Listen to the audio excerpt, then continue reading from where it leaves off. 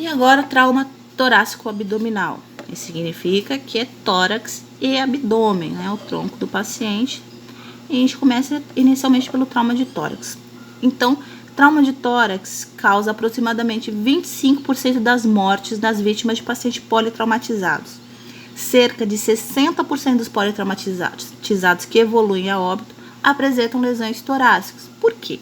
Vamos lá. A anatomia, como a gente fez a coluna, vamos dar uma olhadinha aqui em relação ao tórax do nosso paciente. Então, a gente tem o externo, né? Que na realidade ele mostra um pouquinho de órgão, um pouquinho de osso. Nosso externo, ele tá aqui protegendo o nosso coração. 24 costelas. 7 que são verdadeiras, que a gente chama, e 3 falsas e 2 flutuantes. Em termos de órgãos, a gente tem o coração, os pulmões e o diafragma, que é o músculozinho da respiração. Então, por que é tão grave a lesão torácica no paciente politraumatizado? Porque aqui são a gente tem órgãos nobres, né? A gente tem o pulmão, a gente tem o coração. Então, se a gente tem uma lesão grave, uma contusão no coração, né? Então, uma pancada forte no coração que causa uma lesão, nosso coração não vai conseguir bombear sangue. Se não bombeia sangue, não oxigena os nossos órgãos. E aí a gravidade da lesão, da lesão do trauma de tórax.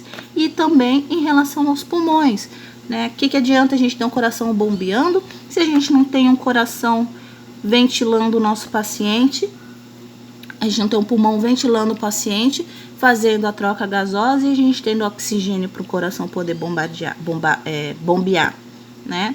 Então, essa é por isso que acaba sendo tão grave a lesão de pacientes vítimas de politrauma com lesões de tórax. Então, uma lesão que a gente tem é chamada de tórax instável. O que significa? Quando a gente fala, o paciente está com tórax instável, é quando 2 costelas ou mais adjacentes, né, elas estão seguidinhas, estão fraturadas em no mínimo 2 pontos. Deixa eu ver se tem aqui. Ó, aqui a gente tem aqui 3 costelas, cada uma fraturada em 2 pontos diferentes. Isso vai trazer uma instabilidade para o tórax. Por quê? Porque quando o paciente inspirar, o nosso pulmão ele vai ficar instável, ele vai expandir de maneiras irregulares. Lugares onde tem a fratura ele vai expandir mais e outro menos, então ele vai ficar instável. Pneumotórax é quando há a presença de ar no espaço pleural, impedindo a expansão do pulmão. Então, aqui, ó, o pulmão tá aqui, né, o pulmão normal, e aqui em volta ocorreu um acúmulo de ar por uma lesão. O paciente sofreu uma lesão aqui na pleura e está entrando espaço entre as pleuras visceral e parietal, né? Visceral mais próxima do pulmão e parietal mais externo. E a gente começa a ter um acúmulo de ar nessa região. Então, olha como que fica reduzido o pulmão. Esse paciente não vai conseguir respirar direito. Então, a gente tem 3 tipos de pneumotórax. O pneumotórax simples, que a gente vê uma diminuição dos murmúrios vesiculares, né, na ausculta. O paciente fica dispneico, o paciente fica taquipneico e ele sente dor. Ele pode ser aberto quando um objeto penetrante conecta o espaço pleural e a atmosfera. Então, ficou aberto ali, um buraco no tórax do paciente que faz com que o ar fique entrando por pressão positiva. E hipertensivo, a lesão permite que o ar entre na expiração. Então, não que inspira, o ar não vai entrar somente pelo nariz, o ar vai entrar também por esse orifício que ficou aberto no tórax do paciente.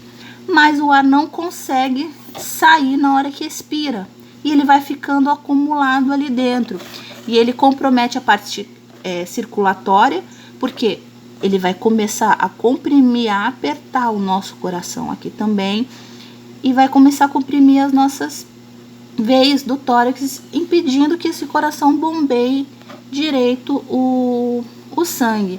Então, é bem característico o paciente com pneumotórax hipertensivo. A gente chega até a ver um desvio da traqueia, né? A traqueia tá aqui, aí o ar começa a comprimir o coração e junto as veias e a traqueia. Então, ela começa a se mover para o outro lado, oposto ao do pneumotórax.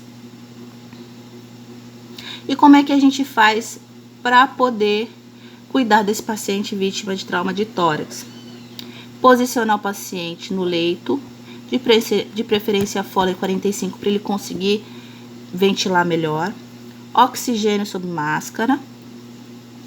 A gente punciona esse paciente com acesso venoso periférico calibroso e a descompressão por instalação de um dreno de tórax. Isso é privativo do médico, tá? Quem faz esse procedimento é o médico. A gente pode posicionar o paciente, colocar oxigênio 3 litros sob máscara e puncionar o paciente. Quem vai fazer a drenagem do tórax para descomprimir, tirar esse ar, é o médico. Mas o médico não chegou ainda, a gente pode fazer o quê? Um curativo de 3 pontos. O que isso significa? Deixa eu ver se eu tenho aqui um curativo de 3 pontos aberto. Não tem. Então, um curativo de 3 pontos significa o quê? A gente finge que isso aqui é um plástico, tá? Não esquece que isso aqui é um desenho. Finge que isso aqui é um plástico. E aqui tem a lesão. A gente vai pegar, por exemplo, o plastiquinho da gaze. A gente vai colocar sobre o orifício, sobre o buraquinho que está no tórax do nosso paciente, fazendo o ar entrar e não deixar ele sair. E a gente vai colocar esparadrapo, tampando as 3 pontas do nosso curativo. E vai deixar uma ponta aberta. O que vai acontecer? Na hora que inspirar, a pressão positiva vai fazer com que o saquinho entre no buraquinho, sem deixar o ar entrar. E na hora que o paciente expirar, o ar tem condições de sair pela pontinha que a gente deixou aberta, certo? Então, o saquinho da gaze, vamos lá usar criatividade, hein? O saquinho da gaze aqui, a lesão aqui dentro e essa pontinha aberta. O resto tudo a gente fechou com esparadrapo. O paciente inspirou, ocluiu o orifício, o paciente expirou, tem condições de sair pelo buraquinho que a gente deixou aberto, ok? Ainda em relação a traumatismo de tórax, a gente tem o tamponamento cardíaco, que é quando tem uma lesão na parede do coração do nosso paciente, da nossa vítima.